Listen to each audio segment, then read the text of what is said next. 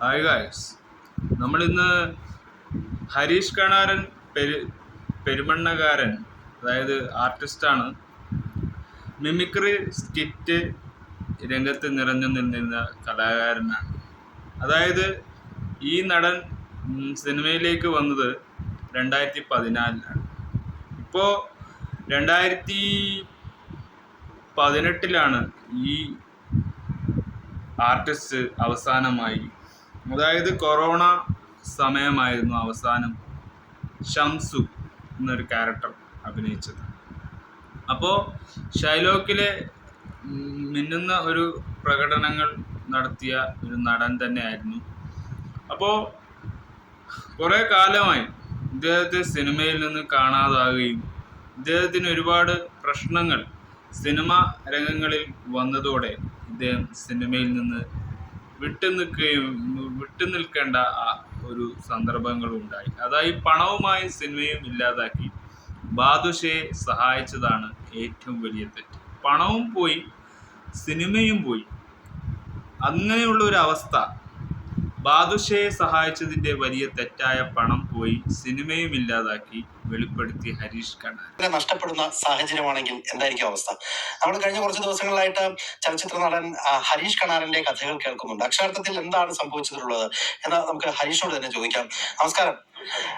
ഒരുപാട് കഥകൾ നമ്മൾ പുറത്ത് കേൾക്കുന്നുണ്ട്. ഹരീഷ് ചതിക്കപ്പെട്ടു എന്നുള്ള രീതിയിലാണ് മനസ്സിലാക്കുന്നത്. എന്താ അക്ഷരാർത്ഥത്തിൽ സംഭവിച്ചത്? അല്ല, നമ്മളൊരു സുഹൃത്ത് ഒരു അത്യാവശ്യ ഘട്ടത്തിൽ ഒരു സഹായം ചോദിക്കുമ്പം നമ്മൾ ചെയ്തു കൊടുത്തു. ആ ചെയ്തു കൊടുത്താണ് ഞാൻ ചെയ്ത ഏറ്റവും വലിയ തെറ്റ്. ഞാൻ സിനിമയില് നമ്മൾ ചെറിയ റോൾ ചെയ്ത് വന്ന ആളാണ്. പിന്നെ കോമഡി ഫെസ്റ്റിവലിൽ കൂടെ വന്ന് കണാരൻ ക്യാരക്ടർ ക്ലിക്കായി. അതിന് സിനിമയിലേക്ക് വന്ന് സിനിമയിൽ ചെറിയ പരിപാടികൾ ചെയ്ത് ഇതില് സമയത്ത് ക്ലിക്കായി. നമുക്ക് ഭയങ്കര തിരക്കുള്ള സമയത്ത് ഡേറ്റ് ഹാൻഡ്ലിങ് ഭയങ്കര പ്രശ്നമായിരുന്നു. കാരണം എനിക്ക് പെട്ടെന്ന് അത്ര തിരക്കുള്ളപ്പോൾ എനിക്കും എന്താ ചെയ്യേണ്ടതെന്നുള്ള, കാരണം ഓരോ സ്ഥലത്തുനിന്ന് പരാതി, ഹരീഷ് ഇവിടെ ജോയിൻ ചെയ്തില്ല, മറ്റേ ലൊക്കേഷൻ എന്ന് പറയും ഇവിടെ വന്നില്ല എന്നൊക്കെ പറഞ്ഞിട്ടുള്ള വിഷയം വന്നപ്പോൾ ഇടവേള ഭാവിച്ചിട്ട് തന്നെ വിളിക്കും. ഹരീഷായ മൊത്തം വിഷയമാണല്ലോ, ഈ അമ്മേരൊന്ന് മെമ്പർഷിപ്പ് എടുക്കുക, എന്നാൽ നമുക്ക് ഇടപെടാൻ പറ്റില്ല. അമ്മേര് മെമ്പർഷിപ്പ് എടുത്ത് അത് കഴിഞ്ഞ് അപ്പം ആ സമയത്താണ് ബാദുഷ പ്രവേശനം ചെയ്യുന്നത്. ബാദുഷ ഇങ്ങനെ സിനിമയിൽ ഇങ്ങനെ സജീവമായി ഭയങ്കര തിരക്കുള്ള ഒരു കൺട്രോളറായി മാറിക്കൊണ്ടിരിക്കുന്ന ആ സമയത്താണ് എനിക്ക് രാജേഷ് നായരെ കല്യാണം എന്ന് പറഞ്ഞ പടം ഷൂട്ട് ചെയ്യുന്നതാണ്. ആ സമയത്താണ് നമുക്ക് ഭയങ്കര ചിപ്പി രഞ്ജിത്താറിന്റെ വീട്ടിൽ ചെന്നിട്ട് സംസാരം, എന്റെ ഡേറ്റിന്റെ വിഷയം അങ്ങോട്ടും ഇങ്ങോട്ടും ഒക്കെ അങ്ങനെ ഒരു തിരക്കുള്ള ഒരു സമയത്ത് അപ്പം ബാദുഷന്റെ അടുത്ത് പറഞ്ഞു, ഞാൻ സെറ്റ് ചെയ്തുതരാം ഡേറ്റ്, എന്നെ വിളിക്കാൻ പറഞ്ഞാൽ മതി. ആര് കണ്ടർമാര് വിളിക്കുമ്പോൾ ബാദുഷന്റെ അടുത്താണ് ഡേറ്റ്. ബാദുഷ എല്ലാം കൈകാര്യം ചെയ്യുന്നത് ബാദുഷനെ ഏൽപ്പിക്കാൻ പോവാണ്. അങ്ങനെ ബാദുഷ ഏറ്റെടുത്ത് ഞാൻ കൈകാര്യം ചെയ്തോളാന്ന് പറഞ്ഞിട്ട് അപ്പൊ ബാദുഷയാണ് ഫുള്ള് അവിടെ എത്ര ദിവസം. പിന്നെ ബാദുഷേന്റെ പടങ്ങൾ തന്നെയാണ് അധികം ചെയ്തോണ്ടിരുന്നത്. അപ്പൊ ബാദുഷ പറയും, ഹരീഷ 10 ദിവസം എന്റെ സ്ഥലത്ത് കിട്ടും, 5 ദിവസം എന്റെ സ്ഥലത്ത്, 2 ദിവസം എന്റെ സ്ഥലത്ത് എന്ന് പറഞ്ഞിട്ട് ഷെഡ്യൂൾ ചെയ്ത് വിടും. നമ്മളതിനനുസരിച്ച് പോയി ചെയ്യുന്നത്. ഈ അമ്പലപരിപാടിക്കൊക്കെ പോയ സമയത്തുള്ളത് പോലെ തന്നെ ഇന്ന ക്ഷേത്രത്തിലാണ് പരിപാടി, ഇന്ന ഡേറ്റ് ആണെന്ന് പറയുന്ന പോലെ സിനിമയ്ക്ക് പോകാൻ തുടങ്ങി. അതെ. പിന്നെ അപ്പം ഞാൻ അപ്പൊ എനിക്ക് ടെൻഷൻ ഇല്ല, കുഴപ്പമില്ല, ഓക്കെയാണ്. അപ്പൊ നമ്മള് നല്ല രീതിക്ക് നമ്മള് ബാദുഷന്റെ വീട്ടിലാണെങ്കിൽ ബാദുഷ ഇവിടെ ആയിട്ട് നമ്മൾ ഫാമിലി ആയിട്ടും ഒക്കെ നല്ല അറ്റാച്ച്മെന്റ് ആണ്. അങ്ങനെ ഒരു ദിവസം നമ്മള് ഏകദേശം എനിക്ക് തോന്നുന്നു മാരട്ട് ഫ്ലാറ്റ് പൊളിക്കുന്ന ഒരു സൗബിന ആ ഒരു ടെൻഷനിൽ നിൽക്കുന്ന ആ സമയത്താണ് നമ്മൾ കള്ളൻ ഡിസൂസ എന്ന് പറഞ്ഞിട്ട് പടം ഷൂട്ട് ചെയ്തത്. ആ സമയത്ത് തന്നെ എനിക്ക് ഷൈലോക്കിന്റെ ഷൂട്ട് നടക്കുന്നുണ്ട്, കള്ളൻ ഡിസൂസ. പിന്നെ അത് കഴിഞ്ഞിട്ട് നേരെ ഉപചാരപൂർവ്വം ഉണ്ടാക്കിയാണ് അങ്ങനെ കുറെ പടങ്ങൾ നടക്കുന്നുണ്ട്. അപ്പം ബാദുഷന്റെ അടുത്ത് പറഞ്ഞു, ഹരീഷ എനിക്ക് തോന്നുന്നു ഒരു ഓപ്പറോളുടെ ബാക്കിൽ അങ്ങനെ ഒരു സ്ഥലം വാങ്ങിയിട്ടുണ്ടായിരുന്നു, അതിന്റെ രജിസ്ട്രേഷൻ ആണെന്ന് തോന്നുന്നുണ്ട്. എന്റെ അടുത്ത് അത്യാവശ്യമാണ് ഹരീഷ, അർജന്റായിട്ട് എനിക്ക് ഒരു 20 ലക്ഷം ചെയ്ത് തന്നേ പറ്റുള്ളൂ. ഞാൻ വൈഫിനെ വിളിച്ച് പറഞ്ഞാൽ ഇങ്ങനെ ഇതുണ്ട്, സൈൻ ചെയ്ത് കൊടുക്കുമെന്ന് പറഞ്ഞു. അപ്പൊ തന്നെ 20 ലക്ഷം ഞാൻ എൻ്റെ അക്കൗണ്ടിൽ നിന്ന് ബാങ്കിൽ വിളിച്ച് പറഞ്ഞു. പിന്നെ ഞാൻ ചെക്ക് സൈൻ ചെയ്ത് വെച്ച് പോകലുണ്ട്. അപ്പം അവർ വന്ന് ചെക്ക് കളക്ട് ചെയ്തിട്ട് 20 ലക്ഷം ട്രാൻസ്ഫർ ചെയ്ത് കൊടുത്തു. അക്കൗണ്ട് ത്രൂ ആണ് കൊടുത്തത്. അങ്ങനെ ട്രാൻസ്ഫർ ചെയ്ത് കൊടുത്ത് അപ്പം ആ സമയത്ത് നമ്മള് പിന്നെ പൈസ കുഴപ്പമില്ല. ബാദുഷ ഒരാഴ്ചയൊക്കെ കഴിഞ്ഞ് പിന്നെ ഞാൻ വിചാരിച്ചു ഇയാളെ പറഞ്ഞു തന്നെയാണ് നമ്മൾ ചെയ്യുന്നത്, തരുമല്ലോ. അപ്പം ഇടയ്ക്ക് വെച്ചിട്ട് ഞാൻ കുറെ പ്രാവശ്യം ചോദിച്ചപ്പോ കുറച്ച് പൈസ ഒക്കെ തന്നു. എനിക്കൊരു 4 ലക്ഷം എന്തോ ആണ് സ്റ്റേറ്റ്മെന്റ് എടുത്താൽ അറിയാം കിട്ടുമെന്ന്. അത് കഴിഞ്ഞ് പെട്ടെന്ന് കൊറോണ വന്നു ലോക്ക്ഡൌൺ ആയി. അപ്പൊ പിന്നെ നമ്മള് കാരണം ആ സമയത്ത് ചോദിക്കുന്നത് ശരിയല്ലല്ലോ. കൊറോണയൊക്കെ മാറി ഇയാൾ വീണ്ടും സജീവമായ സമയത്ത് ഞാൻ കൊറോണയ്ക്ക് ശേഷം പിന്നെ ചെയ്തത് പടച്ചോലുകൾ കാത്തോളി, അത് കഴിഞ്ഞിട്ട് മേഹു മൂസ എന്ന് പറഞ്ഞ സുരേഷ് ഏട്ടന്റെ പടം. ആ സമയത്താണ് ഇവിടെ വീട് പണി നടക്കുന്നത്. അപ്പൊ ആ സമയത്ത് വീട് പണി ഏകദേശം എൻഡിലേക്കാകുമ്പോൾ നമുക്ക് ഒരു ചെറിയൊരു ഇത് വരുമല്ല. അപ്പൊ ഞാൻ ബാധിക്കാൻ വിളിച്ച് പറഞ്ഞു, ഇങ്ങനെ എനിക്ക് ആ പൈസ ഒന്നും ഇട്ടായിരുന്നു, അത്യാവശ്യം എന്ന് പറഞ്ഞു. ഞാൻ വീടിന്റെ അതിന്റെ ഫോട്ടോസ് ഞാൻ പണിയിടുന്നുണ്ടൊക്കെയാണ്, ഫോട്ടോസൊക്കെ അയച്ചു കൊടുത്തു.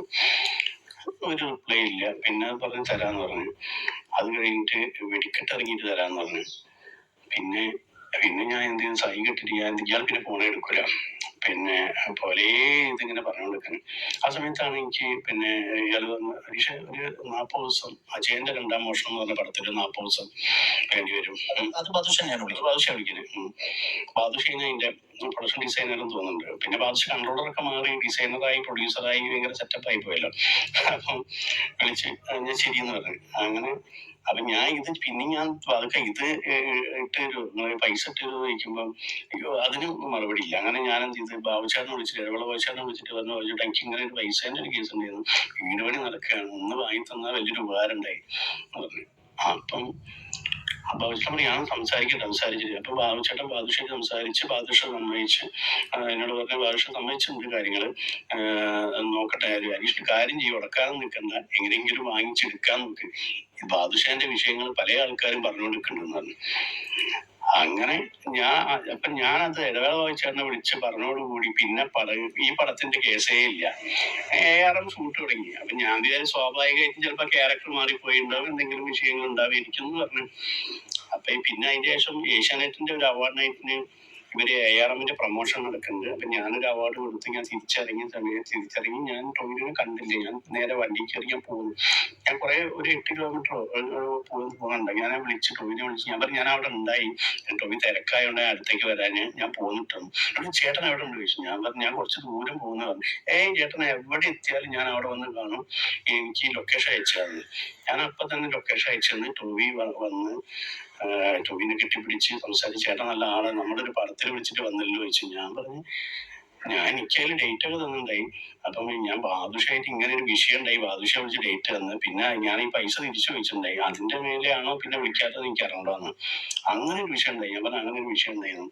ചേട്ടൻ നമ്മളെ അടുത്ത് പറഞ്ഞത് ചേട്ടന് ഡേറ്റ് ഇല്ല, വിളിച്ചിട്ട് റെസ്പോൺസ് ഇല്ല എന്നൊക്കെയാണെന്നാണ് പറഞ്ഞതെന്ന് പറഞ്ഞു. അതായത് ഈ പണത്തിന്റെ ഇത് മറച്ചു വെക്കാൻ വേണ്ടിയിട്ടാണോ പല വിധത്തിൽ ഇത്തരം ന്യായങ്ങളാണോ ആള് തൻ്റെ ജീവിതവും ഇല്ലാതാക്കി പണത്തോടുകൂടി സഹായിക്കുകയും ചെയ്ത തൻ്റെ വ്യക്തിപരമായ ആവശ്യങ്ങളല്ല അദ്ദേഹം ചെയ്തു കൊടുത്തത്.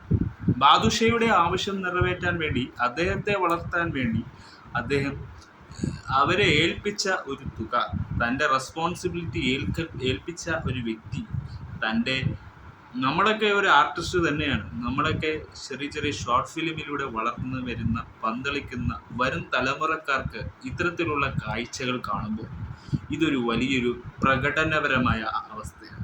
അതായത് സങ്കടകരമായ അവസ്ഥയാണ്. നമ്മളൊക്കെ ഈ ഒരു വിപത്തിൽ വീണ് പോവില്ലോ എന്ന് ചിന്തിച്ചു പോയി. കാരണം നമ്മളെയും ഇങ്ങനെ ഈ വലയിൽ കുടുക്കി പലരും തിന്നുന്ന വിഭാഗക്കാരുണ്ട്, ചതിയിൽപ്പെടുത്തുന്ന വിഭാഗക്കാരുണ്ട്. അതിലേക്ക് നമ്മളെ സംസ്കാരം കൊണ്ടെത്തിക്കരുത്. സമൂഹത്തിലും ഇങ്ങനെയുള്ള ചില സൃഷ്ടികളുണ്ട്. മറ്റുള്ളവരുടെ കാശ് കണ്ട് മറ്റുള്ളവരുടെ കാശ് അവൻ്റെ പോക്കറ്റിലാക്കുക എന്ന് പറയുന്ന സത്യസന്ധനായ എന്ന് പറയിപ്പിക്കാൻ അവൻ നടക്കുന്ന അവൻ്റെ നന്മമരം കാഴ്ചക്കൂട്ടൻ. ഇവിടെ ബാദുഷക്കും പറ്റിയത് അതാണ്. അനീഷ് കരാരൻ ഒരു സഹായം ചെയ്തു എന്ന ഒരു വെളിപ്പെടുത്തലിലൂടെ അദ്ദേഹം സമൂഹ മാധ്യമങ്ങളിൽ വിറക് പോലെ ആയി. അദ്ദേഹത്തിൻ്റെ ജീവിതം ഇപ്പോൾ ഒരു പാലത്തിൻ്റെയും നദിയുടെയും ഇടയിലൂടെ ഒരു പോകുന്ന പോലുള്ള യാത്രയാണ്. അദ്ദേഹത്തിൻ്റെ ജീവിതത്തിൽ യാതൊരു റെസ്പോൺസിബിലിറ്റിയും, അദ്ദേഹത്തിൻ്റെ ജീവിതത്തിൽ യാതൊരു ഇനിയുള്ള ജീവിതം ഇനി എങ്ങോട്ട് എന്ന ചിന്തയിലായി ജീവിക്കുന്ന ഒരു വഴിമുട്ടിയ നിമിഷങ്ങളെ എങ്ങനെ കെട്ടിപ്പിടിച്ച് വെക്കുമെന്ന ചിന്തയിലാണ് ഹരീഷ് കണാരൻ്റെ ജീവിതം. അദ്ദേഹം ഒരു സ്റ്റേറ്റ് ആർട്ടിസ്റ്റാണ്. നമ്മളൊന്നും അങ്ങനെയല്ല. നമ്മൾ ഷോർട്ട് ഫിലിം എന്ന ഒരു കലാകാരനായി വന്ന് ഈ പ്രൊഡ്യൂസറൊന്നും ഇപ്പോൾ സിനിമയിൽ കിട്ടുന്നില്ല. വലിയൊരു ദാരിദ്ര്യത്തിൻ്റെ താഴെയാണ് പ്രൊഡക്ഷൻ എന്ന വിഭാഗങ്ങളിലേക്ക് എത്തുന്നത്. അപ്പോൾ ഇങ്ങനെ തട്ടിപ്പും വെട്ടിപ്പും നടത്തുമ്പോൾ ഒരു സിനിമ എടുക്കാൻ വേണ്ടി ഒരു സിനിമയിലേക്ക് പ്രവേശിക്കുന്നവർക്ക് അവർക്ക് പ്രൊഡക്ഷൻ കൺട്രോളിൻ്റെ പവർ നഷ്ടപ്പെടുന്നു. അതായത് അങ്ങനെയുള്ളവരെ ആവശ്യമില്ല എന്ന ചിന്ത മാറേണ്ടി വരുന്നു. സഹായിക്കണം, പാവങ്ങളെ സഹായിക്കണം, അന്നേരം ഇല്ലാത്തവരെ സഹായിക്കണം. വലിയൊരു തുക കൊടുത്ത് സഹായിക്കുന്നതിനേക്കാളും ചെറിയ തുക കൊടുത്ത് സഹായിക്കുന്നതും നന്മയാണ്. പക്ഷേ തിരിച്ചു കിട്ടുന്ന പണമായിരിക്കണം നമ്മൾ സഹായം കൊടുക്കേണ്ടത്. നമുക്കൊക്കെ 2000 രൂപ, 1000 രൂപ, 10,000 രൂപയൊക്കെ കൊടുത്താൽ ചിലപ്പോൾ കൊടുക്കാമായിരിക്കാം. ലക്ഷങ്ങളും കോടികളും ഒരാൾക്ക് സഹായം ചെയ്താൽ തന്നെ അത് തിരിച്ചു കൊടുക്കാമെന്നുള്ള അവരുടെ വിശ്വാസത്തിന് മേലാണ് അവരെ സഹായിക്കുന്നത്. അത് അവർക്ക് സ്വന്തമല്ല. അവർ വാങ്ങിച്ചു പോക്കറ്റിലാക്കുന്ന പണമൊന്നും അവരുടെ സ്വന്തമല്ല. മറ്റുള്ളവരുടെ അവകാശവും അവരുടെ കുട്ടികൾക്കും അവരുടെ ജീവിതത്തിനും. ഇപ്പോൾ ഹരീഷ് കണാറിൻ്റെ ജീവിതത്തിന് പണമില്ലാത്തത് കൊണ്ടല്ല, അനീഷിന് നഷ്ടപ്പെട്ട പണം തിരിച്ചു കിട്ടുമോ എന്നുള്ളൊരു നിരീക്ഷണ ബോധമാണ് നമ്മളിതിവിടെ കണ്ടത്. നമ്മുടെ ജീവിതത്തിലും സംഭവിച്ചിട്ടുണ്ട്. ഞാനൊരു 10 ലക്ഷം രൂപ ഒരു സ്വർണ്ണക്കടയിൽ കൊണ്ടുപോകും. അതായത് എൻ്റെ ഉപ്പാൻ്റെ ഇൻഷുറൻസ് ആണ്. പക്ഷെ അത് ചെയ്തു കൂട്ടിയത് നമ്മുടെ ഉമ്മയുടെ ആങ്ങളമാരൊക്കെയാണ്. അവർ കൊണ്ടുകൊടുത്തത് ഒരു സ്വർണത്തിലാണ്. അത് വലിയ തട്ടിപ്പായിരുന്നു. ആ തട്ടിപ്പിൽ ഇരയായപ്പെട്ട ഇരകളാണ് നമ്മളൊക്കെ. പണം സൂക്ഷിക്കേണ്ടടുത്ത് സൂക്ഷിക്കുക തന്നെ വേണം. നമ്മൾ പിടിച്ചു വെക്കേണ്ടത് നമ്മുടെ കൈകളിലാണ്, മറ്റുള്ളവരുടെ കൈകളിലല്ല. നമ്മൾ തന്നെയാണ് പണം സൂക്ഷിക്കേണ്ടത് എന്നത് സത്യസന്ധമായ ഒരു അറിവാണ്. ആ അറിവ് നമ്മൾ പ്രേക്ഷകർക്ക് കൊടുക്കുക. കാരണം ഹരീഷ് കണാറിന് വിദ്യ ഒരു അമളി മറ്റൊരാൾക്കും പറ്റരുത് എന്നാണ്. ഞാൻ ഈ വീഡിയോയ്ക്ക് ശേഷം അനീഷ് കണാരൻ പറയുന്ന വ്യക്തമായ ചില കാര്യങ്ങൾ നിങ്ങൾക്ക് കേൾക്കേണ്ട കാര്യങ്ങൾ മാത്രം ഇട്ടുകൊണ്ട് ഈ ഷോ വൈൻഡപ്പ് ചെയ്യുകയാണ്. പിന്നെ അദ്ദേഹം പറയുന്ന കാര്യങ്ങളെല്ലാം അദ്ദേഹത്തിൻ്റെ ജീവിത ലക്ഷ്യങ്ങളെ തളർത്തിയിട്ടുണ്ട്. അദ്ദേഹത്തിൻ്റെ വരാൻ പോകുന്ന സിനിമകൾക്ക് അത് ബാധിക്കുന്നതായിരിക്കും. അദ്ദേഹത്തിൻ്റെ ഏറ്റവും വരാൻ പോകുന്ന ഒരു സിനിമയ്ക്ക് ബാധിക്കുമോ എന്നറിയില്ല. പക്ഷേ കൊടുക്കേണ്ടതും കടം വാങ്ങുന്നവനും കൊടുക്കുന്നവനും ആദ്യം ചിന്തിക്കുക, അത് തിരിച്ചു കൊടുക്കാൻ പറ്റുന്നതാണോ എന്നതാണ്. കൊടുക്കണം.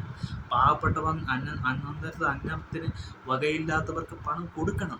അതൊരു സഹായമല്ല, പുണ്യമാണ്. പക്ഷേ തിരിച്ചു കിട്ടില്ലാത്ത പണം അത് കൊടുക്കാൻ കഴിയില്ല എന്നുള്ള ഉത്തരവാദിത്വത്തോടെ ജീവിക്കുന്ന ഈ സമൂഹത്തിൽ ഇത്രയും വലിയ നിലയും വിലയും ഉണ്ടായിട്ടും അത് തിരിച്ചു വലിയ വലിയ കോടീശ്വരന്മാർ 10 ലക്ഷം അവരുടെ കൈകളിൽ നിന്ന് എടുത്താണ് കൊടുക്കുന്നത്. അത്രക്കും നിങ്ങൾ നല്ലവരാണെന്ന് പറഞ്ഞ് ഈ രാജ്യത്ത് വിളയണ്ട. കാരണം ഇവർ ജീവിക്കുന്നതും ഒരേ സമൂഹത്താണ്. നമ്മളൊക്കെ സാധാരണക്കാർ തന്നെയാണ്.